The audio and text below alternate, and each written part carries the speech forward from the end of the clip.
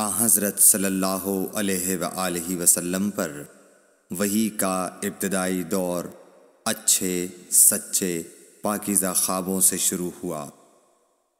آپ خواب میں جو کچھ دیکھتے وہ صبح کی روشنی کی طرح صحیح اور سچا ثابت ہوتا۔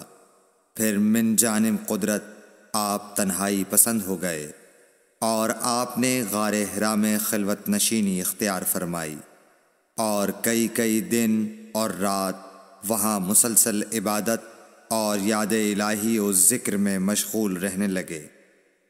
جب تک گھر آنے کو دل نہ چاہتا توشہ ہمراہ لیے ہوئے وہاں رہتے۔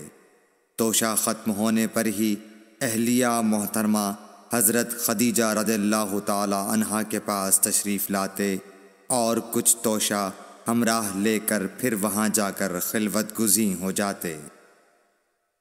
یہی طریقہ جاری رہا یہاں تک کہ آپ پر حق منکشف ہو گیا اور آپ غار حرا ہی میں قیام پذیر تھے کہ اچانک حضرت جبرائیل علیہ السلام آپ کے پاس حاضر ہوئے اور کہنے لگے کہ اے محمد پڑھو۔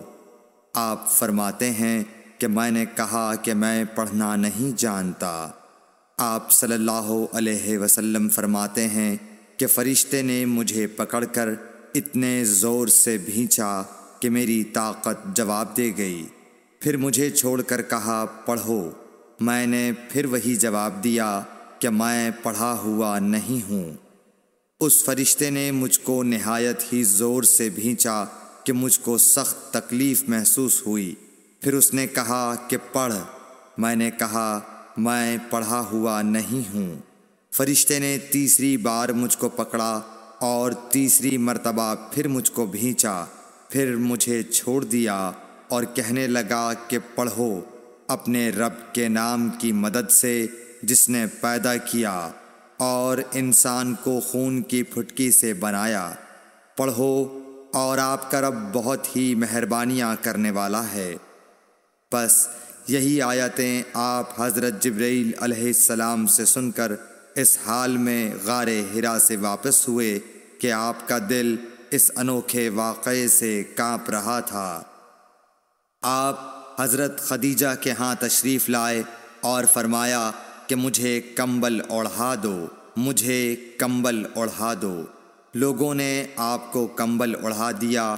جب آپ کا ڈر جاتا رہا تو آپ نے اپنی زوجہ محترمہ حضرت خدیجہ رضی اللہ تعالی عنہا کو تفصیل کے ساتھ یہ واقعہ سنایا اور فرمانے لگے کہ مجھ کو اب اپنی جان کا خوف ہو گیا ہے۔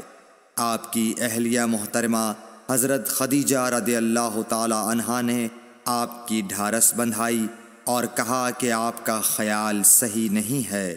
اللہ کی قسم آپ کو اللہ کبھی رسوا نہیں کرے گا۔ آپ تو اخلاق فاضلہ کے مالک ہیں۔ آپ تو کنبہ پرور ہیں، بے کسوں کا بوجھ اپنے سر پر رکھتے ہیں، مفلسوں کے لیے آپ کماتے ہیں، مہمان نوازی میں آپ بے مثال ہیں اور مشکل وقت میں آپ امر حق کا ساتھ دیتے ہیں۔ ایسے اوصاف حسنہ والا انسان یوں بے وقت ذلت و خواری کی موت نہیں پا سکتا۔ پھر مزید تسلی کے لیے حضرت خدیجہ رضی اللہ تعالی عنہا آپ کو ورقہ بن نوفل کے پاس لے گئیں جو ان کے چچا زاد بھائی تھے اور زمانہ جاہلیت میں نصرانی مذہب اختیار کر چکے تھے اور عبرانی زبان کے کاتب تھے۔ چنانچہ انجیل کو بھی حسب منشائے خداوندی عبرانی زبان میں لکھا کرتے تھے۔ انجیل سریانی زبان میں نازل ہوئی تھی، پھر اس کا ترجمہ عبرانی زبان میں ہوا۔ ورقہ اسی کو لکھتے تھے۔ وہ بہت بوڑھے ہو گئے تھے، یہاں تک کہ ان کی بینائی بھی رخصت ہو چکی تھی۔ حضرت خدیجہ رضی اللہ تعالی عنہا نے ان کے سامنے آپ کے حالات بیان کیے اور کہا کہ اے چچا زاد بھائی، اپنے بھتیجے محمد صلی اللہ علیہ وسلم کی زبانی ذرا ان کی کیفیت سن لیجئے۔ وہ بولے کہ بھتیجے آپ نے جو کچھ دیکھا ہے اس کی تفصیل سناؤ۔ چنانچہ آپ صلی اللہ علیہ وآلہ وسلم نے از اول تا آخر پورا واقعہ سنایا، جسے سن کر ورقہ بے اختیار ہو کر بول اٹھے کہ یہ تو وہی ناموس معزز رازدان فرشتہ ہے جسے اللہ نے حضرت موسیٰ علیہ السلام پر وحی دے کر بھیجا تھا۔ کاش میں آپ کے اس عہد نبوت کے شروع ہونے پر جوان عمر ہوتا، کاش میں اس وقت تک زندہ رہتا جب کہ آپ کی قوم آپ کو اس شہر سے نکال دے گی۔ رسول کریم صلی اللہ علیہ وآلہ وسلم نے یہ سن کر تعجب سے پوچھا کہ کیا وہ لوگ مجھ کو نکال دیں گے، حالانکہ میں تو ان میں صادق و امین و مقبول ہوں۔ ورقہ بولا، ہاں یہ سب کچھ سچ ہے، مگر جو شخص بھی آپ کی طرح امر حق لے کر آیا لوگ اس کے دشمن ہی ہو گئے ہیں۔